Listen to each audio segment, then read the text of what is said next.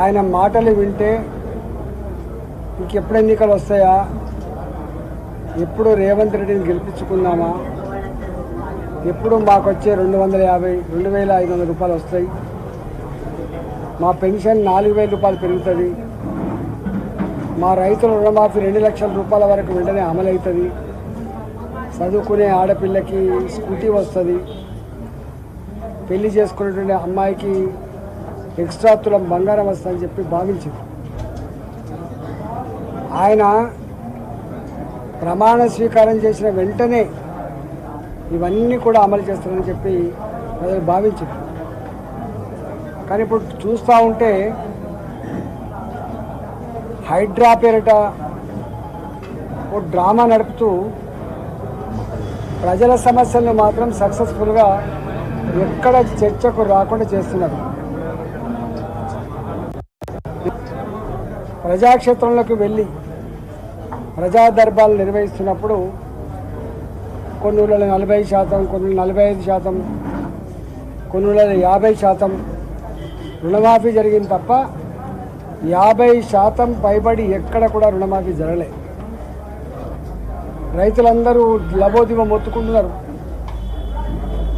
తెలంగాణ వచ్చిన తర్వాత ration card ఇవ్వలే, అంతకుముందు రేషన్ కార్డు లేవు.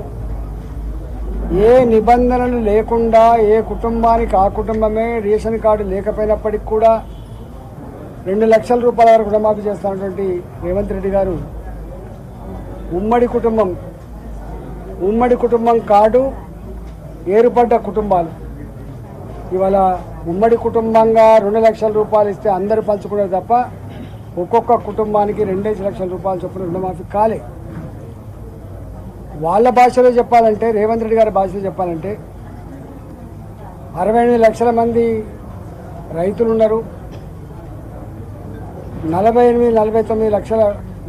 వేల కోట్ల రూపాయలు 2 లక్షల రుణమాఫీ వరకు డబ్బులు అవుతాయని చెప్పి అధికారం వచ్చిన తర్వాత ప్రమాణ స్వీకారం చేసిన తర్వాత లెక్క సవరించి 48 లక్షల మంది రైతులు ఉన్నారు, 34,000 కోట్ల డబ్బు ఇవ్వాలని చెప్పి చివరికి 31,000 కోట్లని తేల్చి ప్రభుత్వ లెక్కలు ఆయన ఇచ్చిన లెక్కలు తప్ప ఒప్ప నిజమా అబద్ధమా చేరినాయా చేరలేదా పక్కకు పెడితే వాళ్ళు చెప్పిన ప్రకారంగా 17,000 కోట్లు ఇచ్చారు.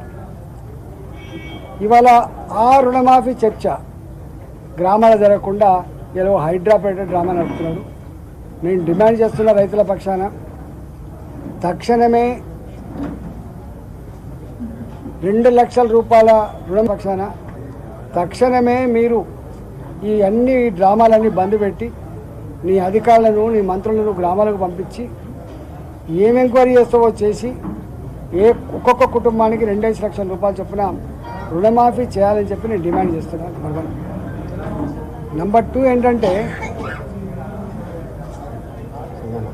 మహిళలు 4,000 రూపాయల పెన్షన్ కోసం ఎదురు చూస్తున్నారు. వృద్ధులు, వికలాంగులు, ఇవాళ భర్తలు చనిపోయిన వాళ్ళు ఎదురు చూస్తున్నారు.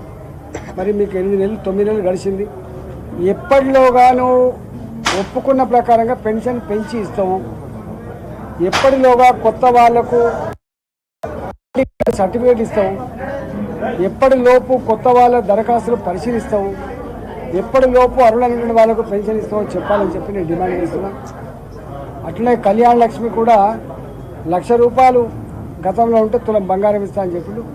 ఇంతవరకు ఏ ఒక్క ఆడపిల్లకు కూడా తులం బంగారం రాలేదు. ఎప్పటిలోపు ఇస్తామో చెప్పమని చెప్పుకుంటున్నాం.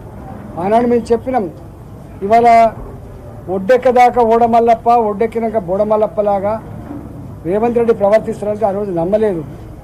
ఎన్నడూ ఒక ఎమ్మెల్యే చక్కగా చేయలే ఆయన, ఎన్నడూ ఒక ఎంపీ పదవిని కూడా ప్రజలలో ఉండి చక్కగా చేయలేదు, ఎన్నడూ ఒకనాడు మంత్రి పదవి చేయలేదు.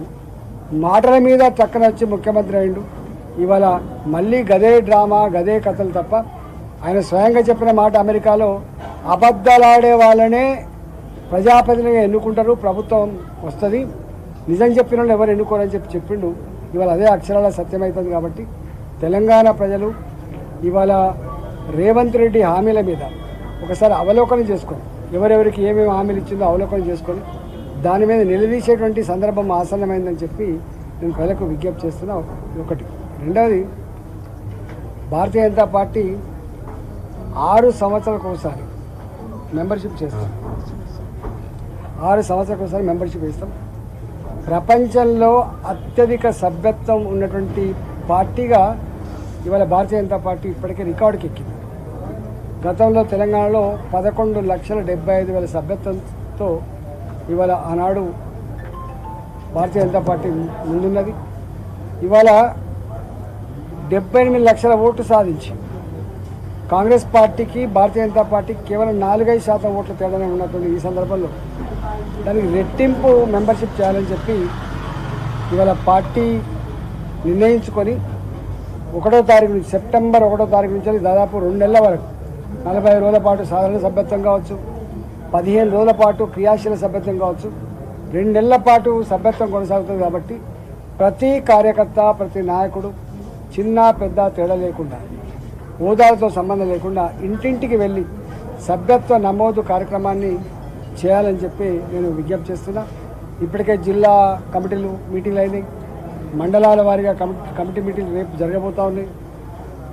ఇవాళ పట్టణాలు అయితే డివిజన్ల వారీగా మీటింగ్ జరగబోతూ ఉన్నాయి. కాబట్టి ఇవాళ బూతుల వారీగా కార్యకర్తల నాయకులు బూతుకు యావరేజ్ 200-250 చొప్పున ఇవాళ సభ్యత్వం చేసి ఒక అజేయమైనటువంటి భారతీయ జనతా పార్టీని అజేయమైన ప్రజాశక్తి కలిగిన పార్టీగా రూపాంతరం చేయడంలో తీర్చిదిద్దడంలో మీరంతా కూడా ప్రయత్నం చేయాలని చెప్పి కోరుతా ఉన్నా.